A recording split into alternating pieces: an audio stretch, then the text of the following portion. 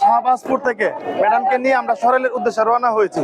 হওয়ার পথে মাঝখানে আমরা ইসলামাবাদ আমাদের গাড়ি থামিয়ে আমাদের যে হাসমার্কার সমর্থক ছিল তারা ম্যাডামকে স্বাগতম জানাচ্ছে। তো আমরা জানানোর মাঝখানে একটা কল আসছে যে এখানে নাকি এই ম্যাডামের যে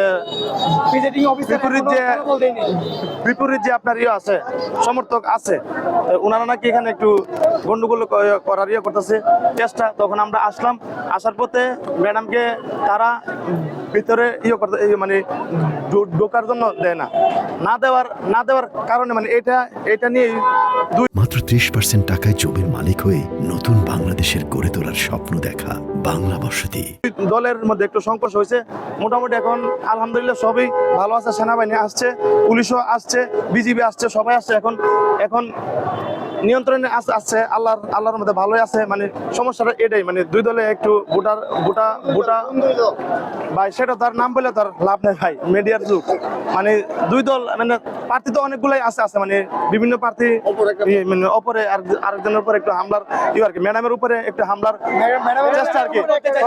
তখন আমরা যারা হাসমার্কার সমর্থক তারা আমরা একটু হাত দিয়ে করে ম্যাডামকে নিয়ন্ত্রণ করে ম্যাডামকে আমরা এই যে গেটের ভিতরে আমরা ঢুকাই দিয়ে এখন ভালো আছে আলহামদুলিল্লাহ, ভালো। এটা নিয়ে শুধু